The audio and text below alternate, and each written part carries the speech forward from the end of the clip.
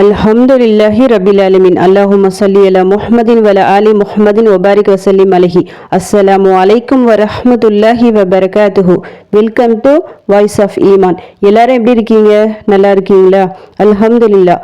இந்த ஜும்மா நாளின் முழு பரக்கத்தும் ரஹ்மத்தும் நம் அனைவருக்கும் கிடைக்க வேண்டும் என்று துவா செஞ்சு ஆரம்பிக்கிறேன். அல்லாஹ் சுப்ஹானஹு தஆலா படைத்த நாட்கள் அனைத்தும் சிறந்த நாட்கள் தான். இருந்தாலும் நாட்களிலேயே மிக சிறந்த நாள் ஜும்மா என்று கூறுவதிலிருந்து இந்த நாள் மற்ற நாட்களை விட சிறந்தது என்பதை நாம் புரிந்து கொள்ள வேண்டும். மற்ற நாட்களில் இல்லாத ஒரு சிறப்பு, ஒரு பரக்கத் இந்த நாளில் உண்டு. இந்த ஜும்மா நாளில் பல வரலாற்று சம்பவங்கள் நடந்துள்ளது. அதே போல் இனிவரும் கியாமத் நாளும் இந்த ஜும்மா நாளில்தான் நடைபெற உள்ளது. அதனால் மற்ற நாட்களை விட இந்த நாளில் நாம் அதிகம் கவனம் செலுத்த வேண்டும். மற்ற நாட்களில் செய்யும் அமலை விட இந்த நாளில் அதிகமாக அமலை செய்ய முயற்சி செய்ய வேண்டும்.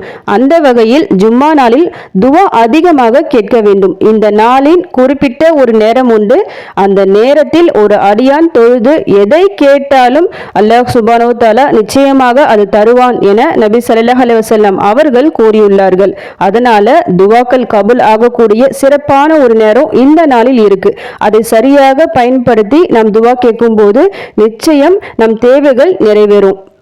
அதனால இந்த நாளில் அதிகமாக நாம் துவா கேட்க முயற்சி செய்ய வேண்டும். அப்படி துவா செய்யும் போது சிறப்பான சில துவாக்களை ஓதி நாம் கேட்க வேண்டும். இந்த மாதிரி செய்யும் போது சிறப்பான துவா, சிறப்பான நாள், சிறப்பான நேரம், இந்த மூணும் ஒரு சேர அமையும் போது இன்ஷா அல்லாஹ் நம் ஹாஜத்துக்கள் அனைத்தும் நிறைவேறும். வருடக்கணக்கில் கபூல் ஆகாத துவாக்கள் கூட கபூலாகும் இந்த நாளை சரியாக நாம் பயன்படுத்தி கொண்டால். நம்ம சேனலை பார்க்குற அனைவரும் இந்த ஜும்மா நாளை சரியாக பயன்படுத்தி கொள்ள வேண்டும். அவர்கள் தேவைகள் அனைத்தும் நிறைவேற வேண்டும் என்ற ஒரு நோக்கத்தில் தான் நமது சேனல்ல ஒவ்வொரு வாரமும் ஜும்மா அன்னைக்கு, வியாழக்கிழமை அன்னைக்கு சொல்லிட்டு சிறப்பான துவாக்களை தேர்ந்தெடுத்து நான் போட்டுட்டு வரேன். அந்த மாதிரி துவாக்களை ஓதி நீங்க கேட்கும்போது இன்ஷா அல்லாஹ் உங்கள் தேவைகள் அனைத்தும் நிறைவேறும். அந்த வகையில் இன்னைக்கு நான் ஒரு சிறப்பான துவாவை சொல்ல போறேன். இந்த துவாவை ஒரு 100 முறை ஓதுனா நீங்க ரொம்ப பெரிய பலன் கிடைக்கும் உங்களுக்கு. 100 முறை சொல்லிட்டு நீங்க அதிகமான எண்ணிக்கையில் நினைக்க வேண்டாம். ரொம்ப சின்ன துவா தான் இது.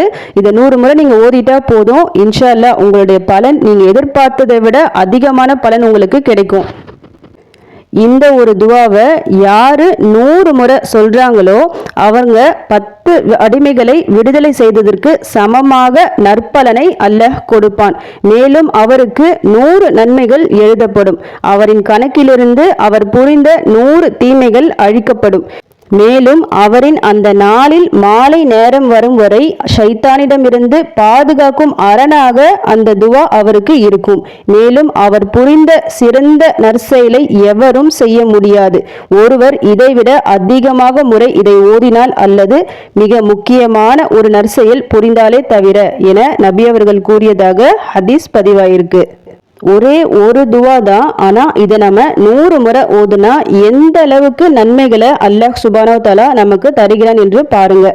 இந்த துவா ஓதுறதால நம்முடைய பாவங்களும் மன்னிக்கப்படுகிறது. அதை விட மிக முக்கிய விஷயம் என்னன்னா, எந்த ஒரு அமலையும் நம்ம செய்ய விடாம தடுக்கிறது இந்த ஷைத்தான்.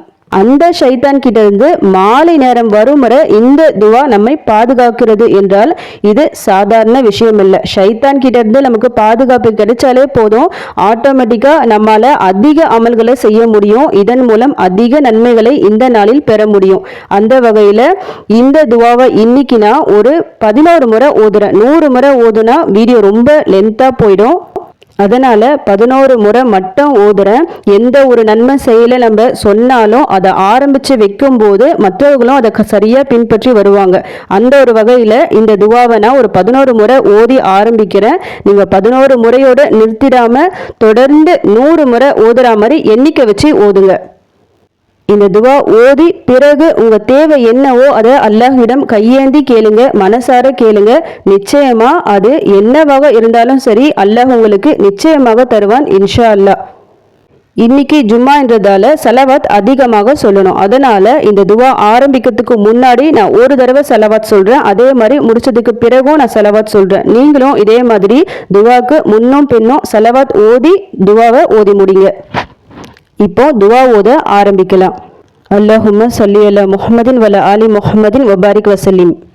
லா இலாஹ இல்லல்லாஹு வஹ்தஹு லா ஷரீக லஹு லஹுல் முல்கு வலஹுல் ஹம்து வஹுவ அலா குல்லி ஷைஇன் கதீர்.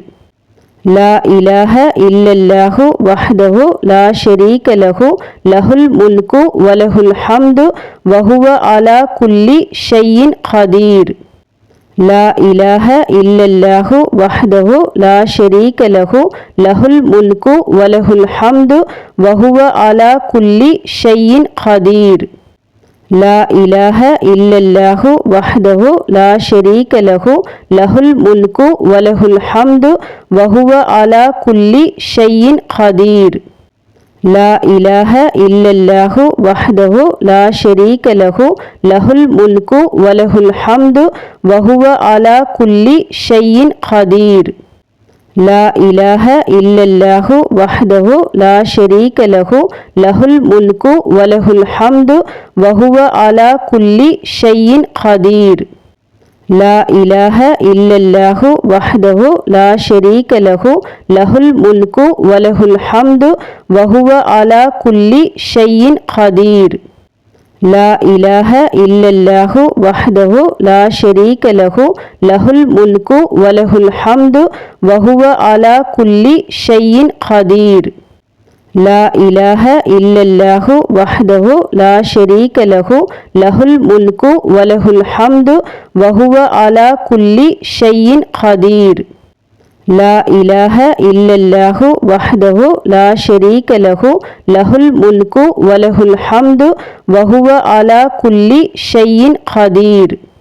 லா இலாஹ இல்லல்லாஹு வஹ்தஹு லா ஷரீக லஹு லஹுல் முல்கு வலஹுல் ஹம்து வஹுவ அலா குல்லி ஷைஇன் கதீர். அல்லாஹும்ம ஸல்லி அலா முஹம்மதின் வலா ஆலி முஹம்மதின் வபாரிக் வஸல்லிம். அல்ஹம்துலில்லா. இந்த துவாவை நான் இன்னைக்கு 11 முறை மட்டும்தான் ஓதியிருக்கேன். இதோட நீங்கள் நிறுத்திடாதீங்க, தொடர்ந்து ஓதுங்க. 100 முறை கணக்கு வச்சு கண்டிப்பாக ஓதுங்க. இதன் மூலம் நீங்கள் எதிர்பார்த்ததை விட உங்களுக்கு அதிகமாக பலன் கிடைக்கும். அதே போல் இன்னைக்கு ஜும்மா, சலவாத் அதிகமாக சொல்ல வேண்டும். ஒரு முறை நாம் சலவாத் சொன்னாலே அல்லாஹ் சுப்ஹானஹு வ தஆலா நம் மீது 10 முறை அருள் புரிகின்றான். நம்முடைய 10 தவறுகளை அழிக்கின்றான். நமக்காக 10 அந்தஸ்துகளை உயர்த்துகின்றான். ஒரு முறை நபி ஸல்லல்லாஹு அலைஹி வஸல்லம் அவர்கள் மீது நாம் சலவாத் சொன்னாலே இந்த அளவுக்கு நன்மைகள் நமக்கு கிடைக்கின்றன. அதனால சலவாத்தும் அதிகமாக ஓதுங்க. குறிப்பிட்ட எண்ணிக்கையில வச்சு ஓதுங்க. உங்களுக்கு டைம் எப்பெல்லாம் கிடைக்குதோ, நீங்க இதுக்காக நீங்க உட்காந்து அப்படிதான் ஓதணும்னு இல்லை. நீங்க வேலை செய்யும் போது, கிச்சன்ல வேலை இருக்கும், அந்த மாதிரி சமயங்கள்ல கூட நீங்க சலவாத் ஓதலாம். அதனால அதிக எண்ணிக்கையில சலவாத்தும் ஓதுங்க.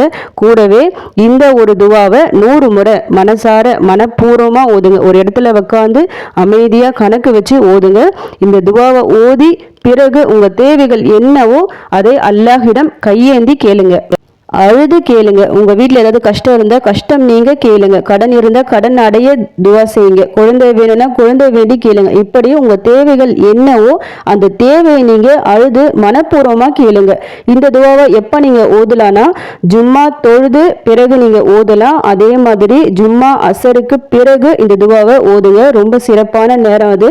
மஹ்ரிப் வரைக்கும் இந்த துவா உங்களுக்கு வரா மாதிரி பார்த்து நீங்க ஓதுங்க. 100 முறை தான் ஓதணும்னு இல்லை, அதை விட அதிக எண்ணிக்கை நீங்க ஓதலாம். ஏன்னா எந்த அளவுக்கு அதிகமா இந்த துவாவை நீங்க ஓதுறீங்களோ அந்த அளவுக்கு அதிகமான நன்மைகளும் உங்களுக்கு கிடைக்கும். அதை நல்ல நினைவுல வச்சுட்டு உங்களால முடிஞ்ச அளவுக்கு ஓதி துவா செய்யுங்க. இந்த துவாவை மட்டும் நீங்க தொடர்ந்து 100 முறை ஓதிட்டா போதும். உங்களை விட அதிகமான நன்மைகளை செய்தவர் வேறு யாரும் இருக்க முடியாது. அதை நல்ல ஞாபகத்துல வச்சுட்டு குறைஞ்சது 100 முறை ஓதுங்க. அதிகபட்சமா எத்தனை முறை வேணாலும் ஓதலாம். ஓதி துவா செய்யுங்க. இன்ஷா அல்லாஹ் உங்கள் அனைத்து கஷ்டங்களும் தீரும். இதற்காக நானும் துவா செய்யறேன். எனக்காகவும் என் குடும்பத்திற்காகவும் துவா செஞ்சுக்கிங்க. அல்ஹம்துலில்லாஹ். இந்த வீடியோ உங்க எல்லாருக்கும் யூஸ்ஃபுல்லா இருந்திருக்கும்னு நினைக்கிறேன். நீங்க தெரிஞ்ச இந்த விஷயத்தை மற்றவங்களுக்கும் தெரியப்படுத்துங்க. இந்த வீடியோவை அதிகமா ஷேர் பண்ணுங்க. இன்ஷா அல்லாஹ் அடுத்த பதிவில் சந்திக்கலாம். ஜஸாக்கல்லாஹு கைரன் கசீரா. அஸ்ஸலாமு அலைக்கும் வரஹ்மத்துல்லாஹி வபரகாத்துஹு.